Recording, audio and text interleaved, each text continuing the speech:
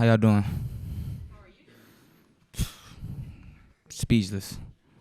Todd, take me kind of through, halftime and, being down 18 at the half, being able to turn around, come out in the second half and score 22 unanswered there. Um, you know, you just gotta be poised. You know, anything can happen. Football is a long sport, long game. There's been a bunch of crazy comebacks this season, and now we have one of them. So you just gotta keep, you know, beating at the rock, and then eventually the rock's gonna break. So I feel like we all came to halftime knowing that it's a 0-0 game, and we really showed our resilience today and showed what we're made of. So now you said you hurt your shoulder on the first drive. Maybe take me through, playing through that. Was it difficult? How did you kind of get through that? Oh, see, Nettie dropped the T for real. Nah, nah, it definitely, kind of felt uncomfortable and there's certain pain on certain like movements. So I definitely had to it kind of it shook me a little bit for like like next 2-3 drives, and then I end up, just saying, F it, and just went out there and try to handle my business and execute as best of my ability. Like it really unsettled me, and I had to really lock back in. You're still scrambling on a lot of, third downs, fourth downs, even with that shoulder injury. Was there any, extra caution, or are you just laying it all out there? No, I was laying it all out there. Especially a game like this, you gotta just keep clawing. And Coach Nettie mentioned, a quote that he gave you guys about down the road will. That's something that maybe stuck in your head, or you feel like that's resonated with the team in a situation where you had to show that to win. No doubt that was a message that he was trying to give to us, yesterday, all week, and especially right before the game. And I think we embodied that word and that term. And in regards to myself, I feel like I'm a really resilient person.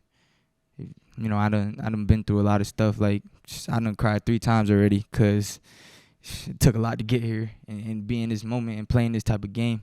And I'm just so grateful. Like, thank the Lord, thank all my teammates, all my coaches, and I'm just really appreciative of them. Yeah, going off of that, how much different does this win feel than the past two? Oh, you know that answer. It's a huge win. To play App State and win, let alone come back from 28-3 and really claw out this win. It means a great deal to our program, to our coaches, our fans, our players, everybody. For a game that had such a historical meaning behind it for a lot of former players, former students, and everything that kind of was building up for this week, what is it like? What kind of confidence boost does that give you guys as a team, knowing that there was a lot of hype from the fans for this game, and you guys were able to make this a lot more I definitely felt the hype from the fans, and that's always exciting. But to be honest with you, I didn't have any history knowledge of App State versus JMU until I watched that video that JMU dropped. No disrespect to anybody else. It's just I just never really, that's something that never really came across my mind to really look into. I'm playing App State in 2022, so I was worried about the team we're playing against, tonight, and it's just our fans are great. That's all I can say. I love our fans. That top section we had today, they're chanting JMU like that. That really boosts our morale. Like I looked up, and then I turned to the right and seeing a bunch of other people looking up, and I really appreciate our fans and love them. App State did a good job at, limiting Chris and what he could do, but what does it say about this receiving core that other guys can make plays, especially a guy like Terrence who hasn't made a ton of plays but made a big touchdown and a big catch there? I'm proud of Terrence. 6-year guy. Didn't get to start today. Had a few drops in the previous games, and to come in the game, and I trusted him. That's my locker mate. We relate to a lot of stuff because I was in Philly. He's from Philly, so that's really my guy. Like, I threw him the touchdown, I was literally running up to him like tearing up, like, 'cause I was so proud of him. Because it's easy just to put your tail between your legs and drop your head, but he always kept it solid and went out there and executed when he needed to. Made a great diving catch on the sideline as well, and I'm just so proud of him. Coach Nettie mentioned maybe some things weren't in sync on offense in the first half, pass protection being incorrect to the turnovers. At what point do you feel like you guys maybe started clicking on offense, and what maybe got you there? No, yeah, no doubt. That's some of that is on me too. I missed a few motions. in the game that I shouldn't miss, and hold myself to a higher standard than that. And that's something I'm definitely locking on this week coming up. But I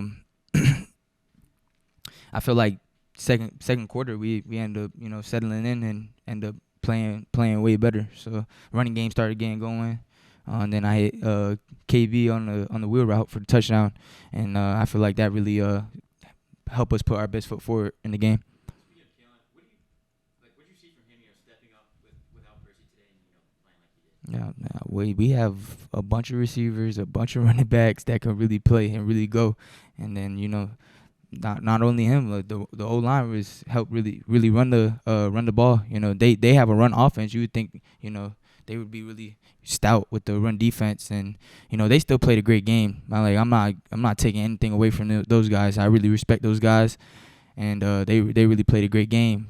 They're really downhill. They hit me a few times. I'm like, oh, so I really respect those guys. But I feel like it was a great team win as a collective. You talk about your leadership and wanting to, kind of earn the respect of this team.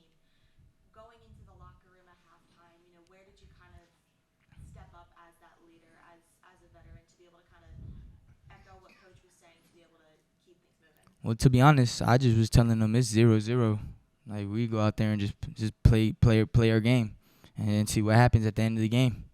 I really wasn't trying to voice too much because, I feel like everybody had to, take a deep breath and settle in themselves. So, like, I feel like, as a leader, you got to be able to read the room. And that's what I did. And I also had to settle in myself as well. So, I thought we all did a great job being poised and coming out the second half and being resilient. Coach Centeio kind of talked about, during the game, he was walking up to you guys, asking if you're having fun. What was that like, him coming up and you guys kind of turned the tide? Mm-hmm. Pulling it out? Well, when you're playing good, it's definitely fun. So, nah, I really appreciate that because at the end of the day, it's a sport and we need to have fun with it. You know what I mean? It's not life or death. It's a game, but it's an important game, but it's not life or death. You know what I mean? So, him coming up to us and asking us that, shows that he cares about our state of mind and how we feel about the game.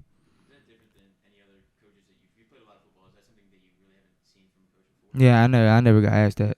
So, kudos to Coach. Tony, I got one more for you. What can you say to JMU Nation and just the fans today and how excited are you to see them next weekend? JMU Nation, let's ride. You feel me? You guys did a great job today. I felt the love here at the Rock. Traveled some hours. Appreciate that. Can't wait to see y'all back in Bridgeport.